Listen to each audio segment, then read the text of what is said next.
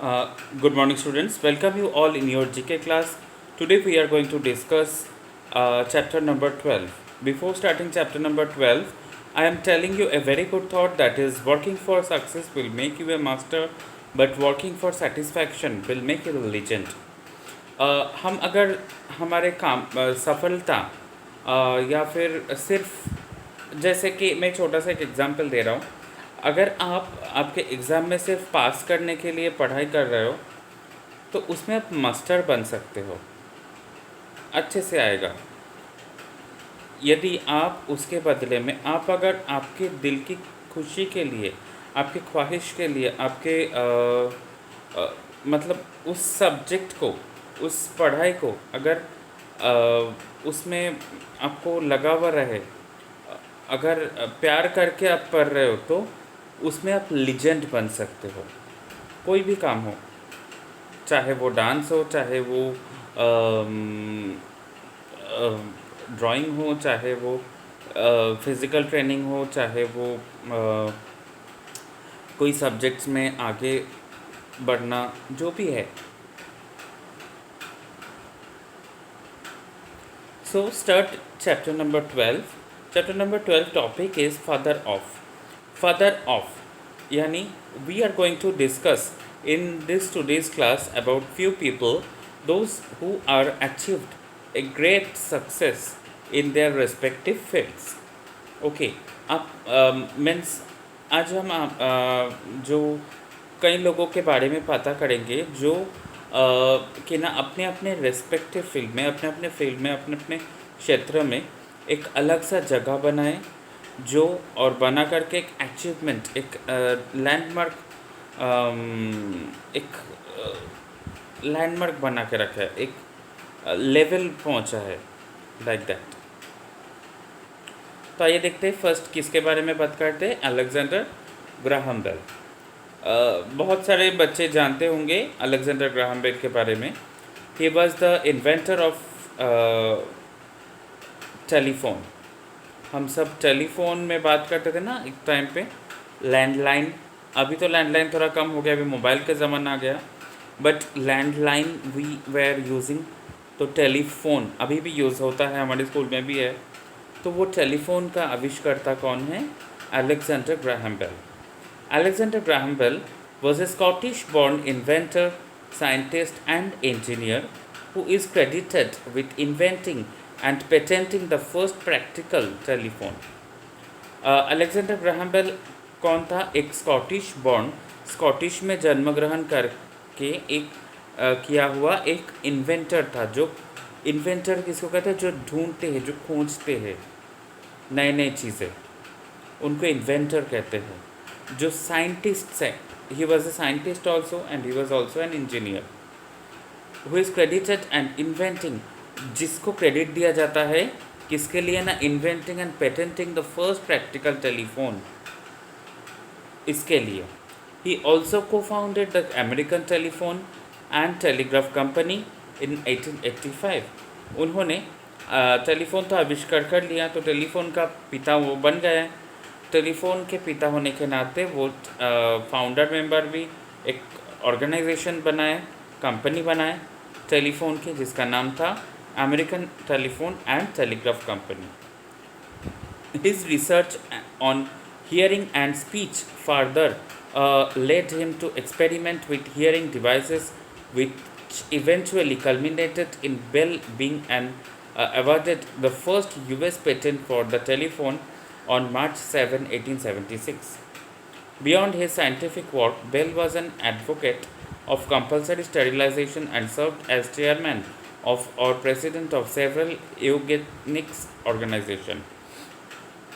तो यहाँ पे क्या बोला गया है कि उनका पहले एक रिसर्च वर्क थे। पहले वो बोलने का और सुनने के ऊपर रिसर्च करते थे। करते करते उन्होंने एक ऐसा यंत्र या फिर ऐसे मशीन या बोलो ऐसा एक डिवाइस बना दिया, जिसके वजह से लोग एक साथ बोल भी सकते हैं, सुन भी सकते हैं।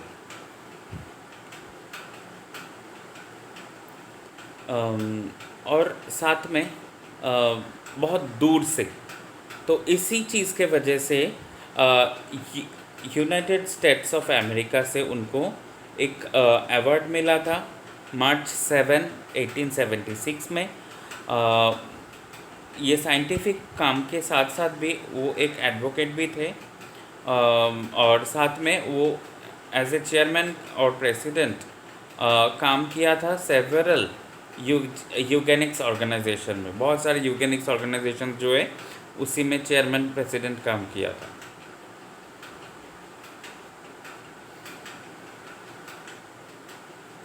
Now sir Edmund Barton. Sir Edmund Barton को हमने फादर ऑफ ऑस्ट्रेलिया के नाम से जाना जाता है। अगर नेट पे सर्च करेंगे तो फादर ऑफ ऑस्ट्रेलिया किसी और नाम का है, बट सर एडमंड बार्टन को फादर ऑफ ऑस्ट्रेलिया क्यों बोला जाता है? क्योंकि he was the first prime minister of Australia, that is Y. तो देखो क्या बोल रहे हैं। Sir Edmund Toby Barton was an Australian politician and judge who served as the first Prime Minister of Australia in office from 1901 to 1903। अच्छा, तो sir Edmund Barton एक जन ऑस्ट्रेलियन पॉलिटिशियन थे, साथ में वो एक एडवोकेट मीन्स एक जज थे कोर्ट के, जो कि ना पहला प्रधानमंत्री के पद पर आसीन थे। उनका कार्यकाल कितना था? 1901 to 1903, 3 साल। He resigned to become a founding member of the High Court of Australia. उन्होंने ये काम को प्राइम मिनिस्टरशिप को रिज़ाइन किया था क्योंकि उनको एक फाउंडिंग मेंबर बनना था High Court, Australia High Court की, where he served until his death. क्योंकि उनको ज़्यादातर लॉ के प्रोफेशन पसंद थी और एज ए जज उन्होंने वहाँ पे काम किया था मृत्यु तक। Barton was an early supporter of the federation of the Australian colonies.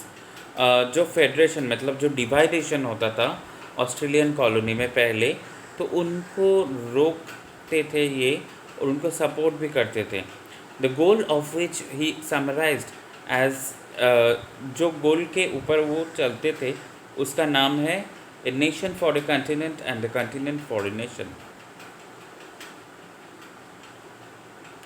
Aristophanes, son of Philippus of the Deme Kaidathenian,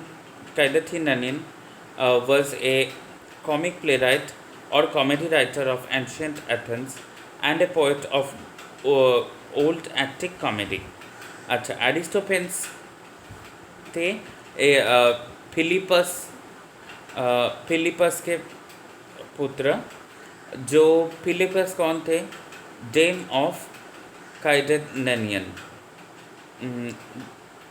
और एरिस्टोफेंस थे एक कॉमिक प्लेराइट, हास्यरस के प्लेराइट, नाटक वगैरह ऐसे लिखते थे।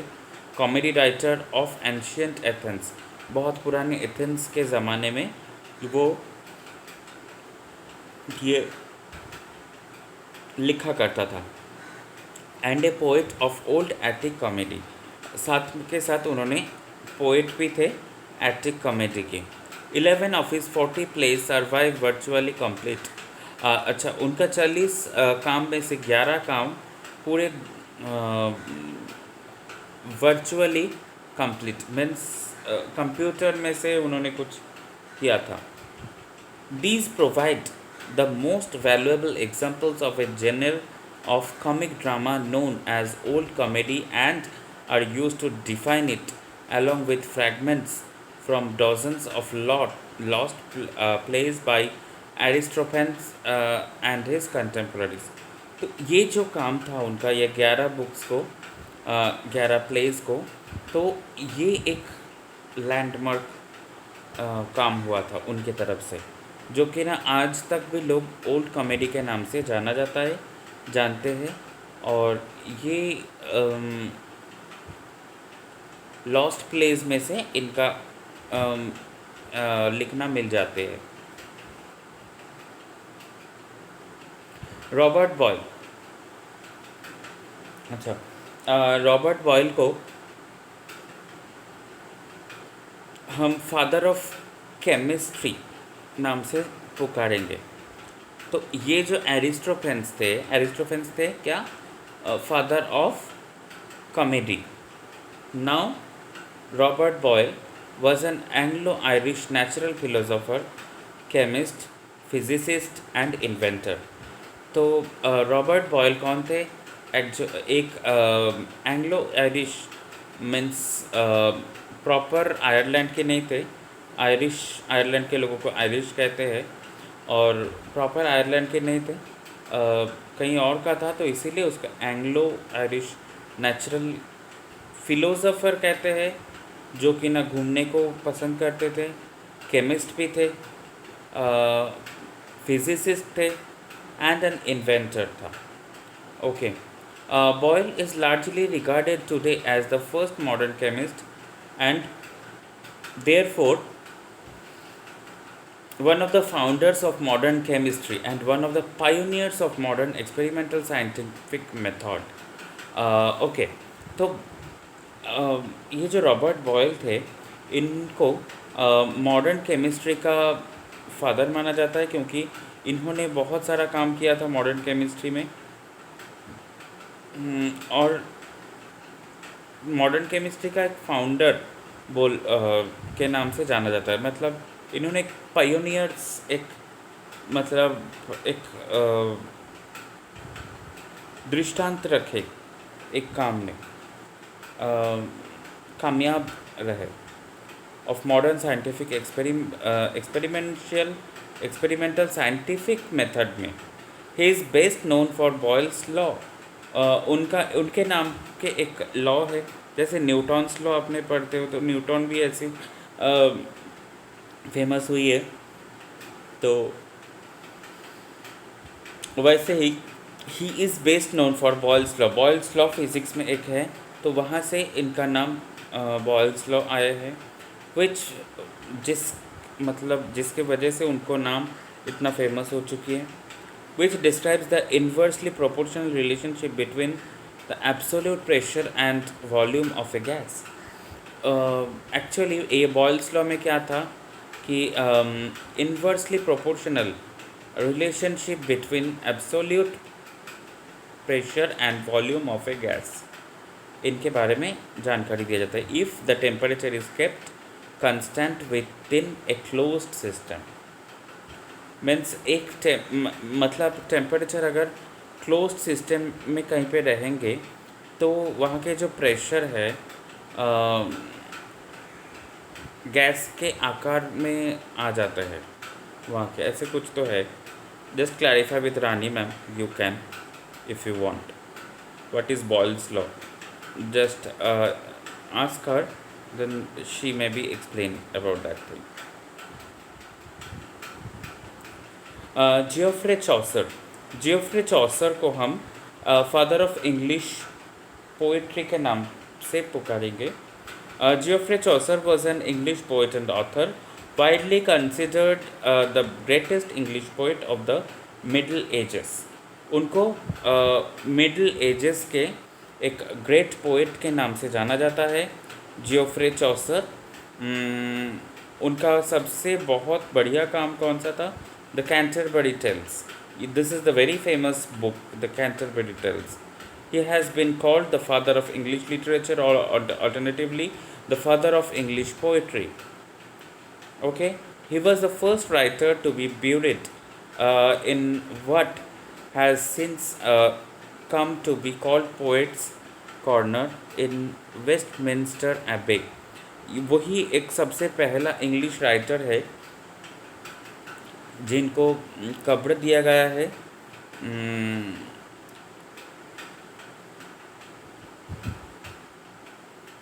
वेस्टमिनिस्टर एबे के पोएट्स कॉर्नर के जगह पर, ऐसे कुछ तो है। Chaucer also gain fame as a philosopher and astronomer. उन्होंने सिर्फ इंग्लिश लिखना भी नहीं था, he was a very big and great philosopher था, एंड साथ के साथ एस्ट्रोनॉमर था, मतलब आसमान के जो ज्योतिर्विज्ञान जो होती है उस लेके पढ़ाई किया था। Composing the scientific treatise on the astrolabe for his 10-year-old son Lewis. उन्होंने एक साइंटिफिक नॉवेल या साइंटिफिक बुक कुछ लिखे थे जिसका नाम है ए ट्रीटीज ऑन द एस्ट्रोलेब, और उनके सिर्फ उनके एक बेटे के लिए, उनके बेटा के लिए, जिसका 10 साल के बेटा के लिए, जिसका नाम था Lewis. William Caxton, William Caxton को हम English printing, English the father of English printing के नाम से पुकारेंगे। William Caxton was an English merchant, diplomat and writer. He is thought to be the first person to introduce a printing press into England in 1476, and as a printer was the first English retailer of printed books. William Caxton एक अंग्रेज England के merchant थे, बनिया थी या businessman, साथ में diplomat थे और राइटर्स भी थे। तो ही इज़ थॉट, एक बार उन्होंने सोचा था कि मैं पहला ये जो बुक्स होती है उस टाइम तो उसको प्रिंट करके पब्लिश करने के लिए वो पहला सोचा था और किया भी था। 1476 साल में successful in business he become governor of the company of merchant adventures of London on his business travels. उन्होंने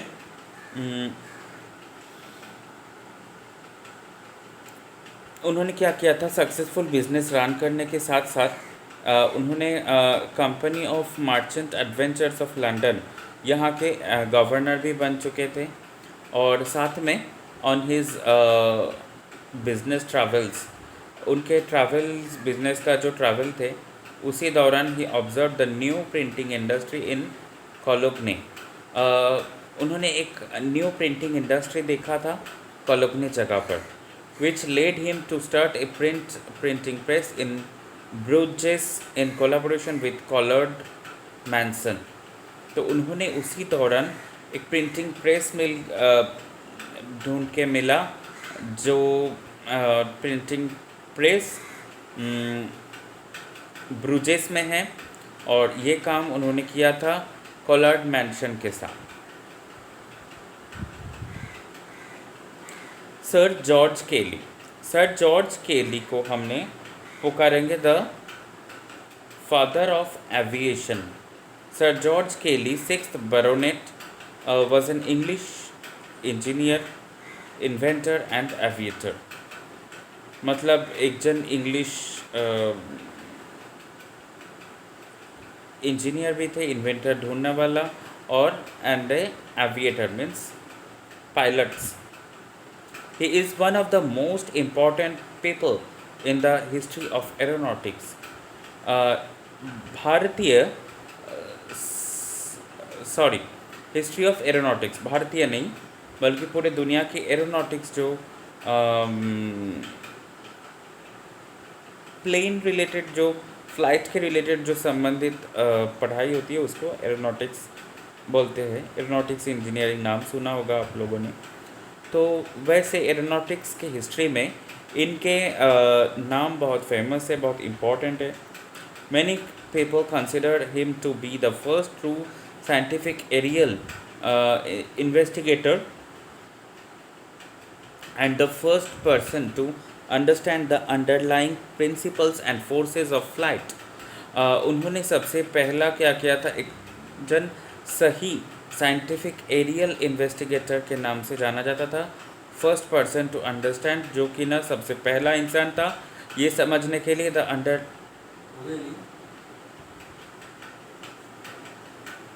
underlying principles and forces of flight. He was a pioneer of aeronautical engineering and is referred to as the father of aviation, उसके नाम से जाना जाता था। George Stephenson, George Stephenson को हम father of Railways के नाम से जानेंगे।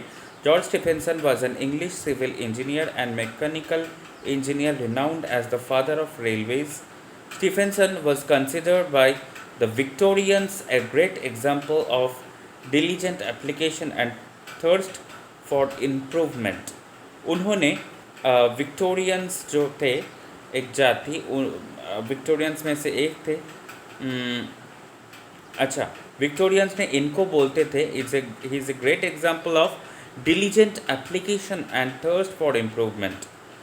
Self-help advocate Samuel Smiles particularly praised his achievements. Self-help advocate जो थे जिनका नाम था सैमुअल स्माइल्स, उन्होंने इनके काम के बड़े तारीफ किए थे.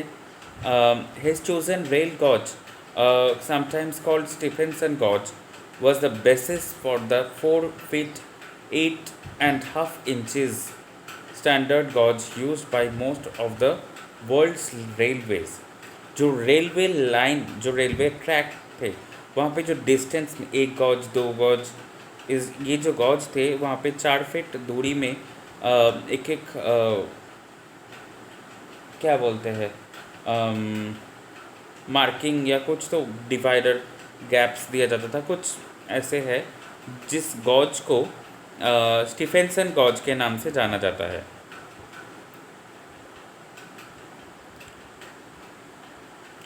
Adam Smith was called as the father of economics.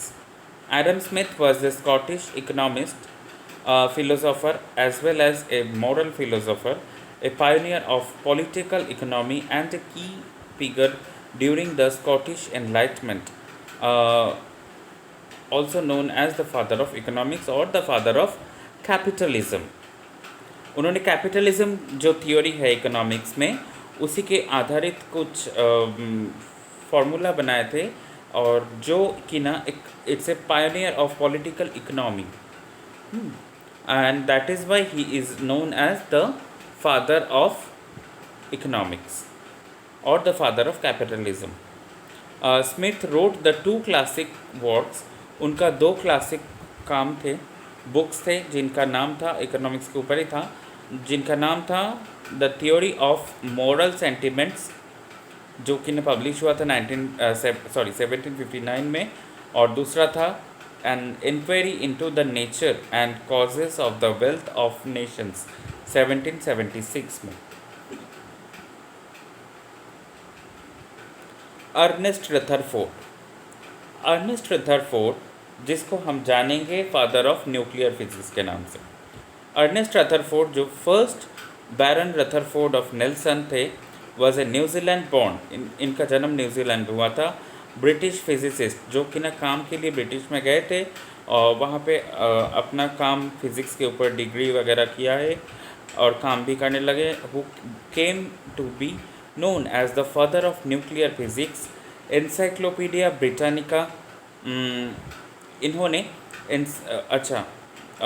इनको हम nuclear physics father of nuclear physics के नाम से जानेंगे. Encyclopedia Britannica considers him to be the greatest experimentalist since Michael Faraday. Michael Faraday के समय से ये अर्नेस्ट रदरफोर्ड एक सबसे बढ़िया सबसे ग्रेटेस्ट एक्सपेरिमेंटलिस्ट नाम से जाना जाता है as per that encyclopaedia Britannica. In early work पहले Rutherford discovered the concept of radio active half life. पहले के ज़माने में रदरफोर्ड क्या करते थे किया था एक चीज़ डिस्कवर किया था जो concept of radio active half life. The radio active element रेडन and differentiated and named alpha and beta radiation.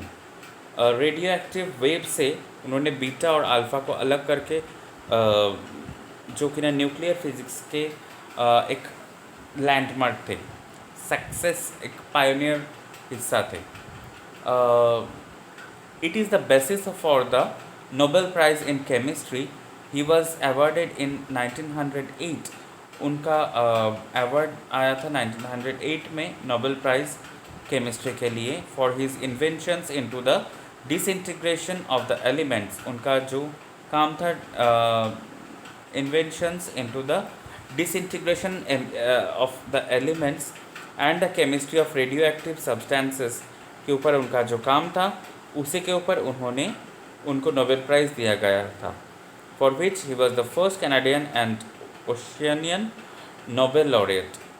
तो मीन्स इसके वजह से ही उन्होंने सबसे पहला Canadian and Oceanian Nobel laureate नाम से जाना जाता है. ओके, नेक्स्ट है रिक्टर स्केल. रिक्टर स्केल क्या होती है? Is a scale of numbers use to tell the power of earthquakes. आप सभी लोग देखते होंगे टीवी में या खबरें में जब दिखाते हैं न्यूज़ में कि भूकंप जब होती है तब 5.6 रिक्टर स्केल, 8 रिक्टर स्केल इसी को परिमाप करते हैं. तो रिक्टर स्केल एक ऐसा परिमाप के सूचक है जिसके ज़रिए भूकंप को परिमाप किया जाता है. उसका deficient means what I can say that उसका जो कितना भयंकर था, कितना ये था उसका level. Okay, Charles Richter develop the Richter scale in 1935. Charles Richter ने ये स्केल को पहले डेवलप किया था 1935 में, जिसके वजह से इसका नाम हो गया Richter scale. Okay, his scale worked like a seismogram. उसका जो स्केल था वो सीस्मोग्राम के ज़रिए के तरह ही वर्कड होते थे. Measured by a particular type of seismometer, जो कि ना एक पर्टिकुलर सीस्मोमीटर के ज़रिए ही वो मेजरमेंट होते थे at a distance of 100 kilometres. एक सेंटर से टोटल आस पर उसके सराउंडिंग्स 100 किलोमीटर्स में ये तक इसका परिमाप सूचक होते थे from the earthquake. Okay, earthquakes 4.5 or higher on the Richter scale can be measured all over the world. Richter scale में 4.5 और उससे ज़्यादा, मिनिमम 4.5 और उससे ज़्यादा रिक्टर स्केल होते तो परिमाप किया जाता है. An earthquake a size that scores 3.0 is 10 times the amplitude of one that scores 2.0. तो 3.0 अगर किसी अर्थक्वेक का साइज़ हो तो वो उसका स्कोर एम्पलीट्यूड में आता है 2.0. The energy that is released increases by A factor of about 32. Every increase of 1 on the Richter scale corresponds to an increase on amplitude by a factor of 10. So therefore it is a logarithmic scale. Students, we have come to an end of our session. Learn all the video informations first of all from this video. पूरे videos में से जितने सारे extra information दिया गया है, जितना extra information आपके बुक में भी नहीं दिया गया है, तो एक बार अच्छे से ध्यान से पढ़ना और सुनना. एंड कंप्लीट पेज नंबर 22 में जो यहाँ पे ब्लैंक्स वगैरह दिया गया है ना, नेम्स के बाजू में, और साथ में नाउ फाइंड आउट, ये भी आपको फिलअप करनी है. Write down the names of father of in another fields which are not discussed today. Okay. आज के क्लास में, आज के सेशन में जो जिन के बारे में फादर ऑफ जिन के बारे में बात किया है, इनको छोड़ के अगर दूसरे ऑब्जेक्ट्स के लिए अगर और भी कोई, देखो फादर ऑफ कंप्यूटर यहाँ पे डिस्कस नहीं किया गया है, तो इस तरह की जो जिनका नाम डिस्कस नहीं किया गया है, तो उनका नाम आप लोग को नेट से निकालनी है. नेट से निकाल करके आप लोग को एक नोटबुक में लिखना है. ओके, तो आज का सेशन इतना ही था. Thank you so much. कुछ डाउट हो तो आप लोग मुझे पूछिएगा, पढ़ने में कोई दिक्कत हो तो, और कोशिश करो अंडरलाइन करके पढ़ने के लिए. तो chapter number 12 is finished. We will meet in our next class with chapter number 13. Okay, thank you so much. Thank you students. Stay safe, stay healthy.